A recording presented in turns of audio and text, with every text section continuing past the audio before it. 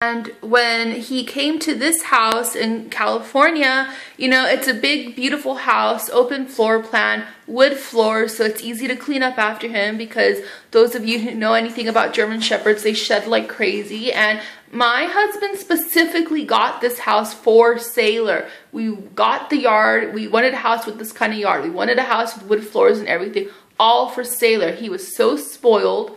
He deserved it. He was a good dog, but I spoiled him mercilessly. Like everything I did in my life, everything I ever wanted was for him. I did everything for him, okay? Basically, when I moved here to California, I stopped working. My husband makes enough money to support us. I don't need to work. So it was just me and Sailor all the time. It was like we were living the good life. You know, it was like Sailor was retired. He didn't have to worry about anything anymore. He didn't have to be the man of the house anymore. I had my husband. He didn't feel like he had to protect me like crazy anymore. Like he could finally relax, you know, and just live out his golden years. And that's what we did. I mean, Sailor had a really good end to his life. And so yeah. What do I talk about next? I don't really know. I don't have like a script or anything. I don't know how to tell you guys this without, you know, like crying and stuff. I'm gonna try to hold it together. If I look like I'm not crying, it's not because I don't feel anything. It's because I'm really trying to hold it together so I can get this shit out and have you guys know like what I went through with him. So Sailor was very happy here. My husband loved him. Sailor didn't like anybody. The first time he ever met my husband, he loved him. The first time Sailor meets anybody he hasn't seen before, he attacks them. He tries to attack them. But for some reason, my husband, it's like he knew what was going on. You know what I mean? He was just so intelligent. He just knew everything, you know? So we were just so happy here. I loved Sailor with all my heart. And, we had our first Christmas together. It was fantastic. You know, the days, the weeks went on, everything. Sailor was fine. He was happy. We'd go for walks, everything. I would give him treats. In June, on June 26th, despite many days and months and years and everything of Sailor being completely fine, not giving any kind of indication, on June 26th, he started acting funny.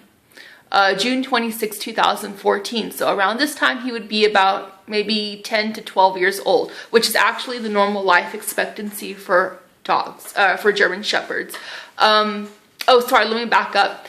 Previous to this, the month before, I had taken Sailor for a vet checkup. I always took Sailor for his checkups. And the vet said he looked fine. He listened to his heart. Sailor's heart sounded normal. There were some things I was concerned about. Sailor had a little like growth on his tongue, and I was like, what is this? And they're like, well, we don't know, we can do a biopsy, but that's going to cost you and blah blah blah. And I'm like, well, I don't want to pay for that because, you know, Sailor's already like, not to sound harsh or anything, but he's already like 11 or 12 years old. Like, if it's benign, great, he'll live. If it's cancer, well, how much money am I going to throw into keeping a dog alive that's, even if he had nothing wrong with him, it's probably only going to live for like another maybe year tops. Like, you know what I mean? Like, I don't want to sound harsh. He was the love of my life, but I can also be a very logical person. So I didn't really care what it was. I was like, I don't know, like, what's happening with Sailor. He seems to be healthy and happy and okay. He eats fine. So we're just going to live out, you know, the rest of his days, and I'll just take care of him. And Sailor always had really bad teeth. This will be important, and I'll tell you why in a little bit. But when I adopted Sailor, his teeth was already bad. His plaque was really bad.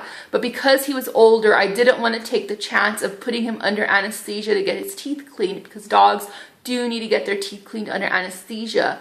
You would say, well, why didn't you brush his teeth? Well, his plaque was so bad that brushing his teeth would not have made a difference. It was that bad. But, you know, we just had we had a wonderful 6 years together, and I took care of him, and I knew his bad teeth, you know, were there, but he seemed happy and fine. Anyway, on June 26th, Sailor was acting funny. I kept, like, dismissing it.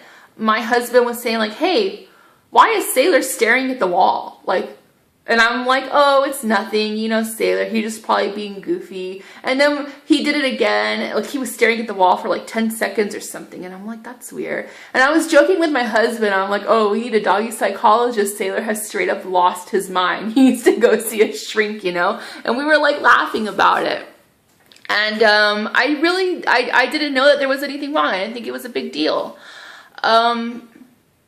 Then later that night, you know, we had a routine. I would get ready for bed and I would say, okay, Sailor, up, let's go to bed. Come on, upstairs.